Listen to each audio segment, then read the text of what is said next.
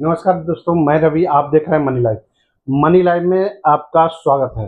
दोस्तों, राजनाथ सिंह ने कहा है तिहाई सीटें, दो तिहाई सीटों से भी ज़्यादा जीत कर हम सरकार बनाएंगे। एनडीए की सरकार बनेगी जिसमें दो तिहाई से सीटें ज़्यादा हम लोग जीतने जा रहे हैं।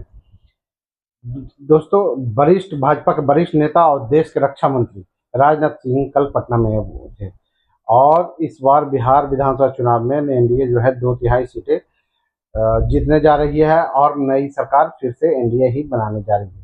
ज्ञान भवन में प्रदेश भाजपा कार्य समिति की बैठक में को उन्होंने संबोधित करते हुए कहा कि चुनाव में जातिवाद नहीं विकासवाद पर लड़ा जाएगा।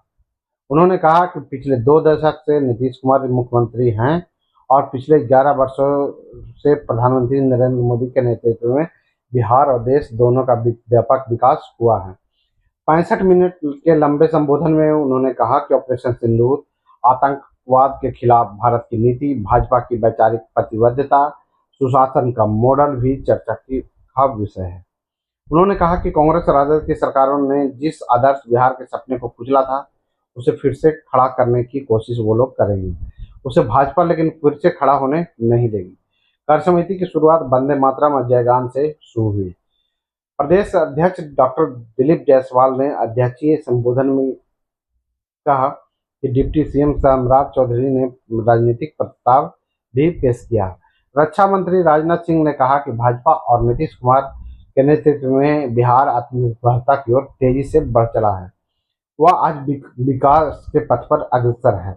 उन्होंने कहा कि केंद्र की मोदी सरकार राज्य की एनडीए सरकार की उपलब्धियां गिनाई और पार्टी की विचारधाराओं को फिर से दोहराया। भाजपा जो कहती है वह करती है, उनकी पहचान है, यही उनकी पहचान है। रक्षा मंत्री राजनाथ सिंह ने विपक्ष की रणनीति पर भी खुलकर बात की।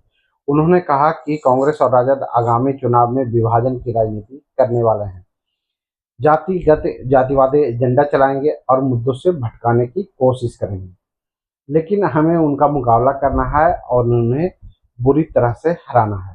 राजनाथ सिंह ने लालू राबड़ी कांग्रेस के शासनकाल को बिहार की बर्बादी के तौर पर बताया।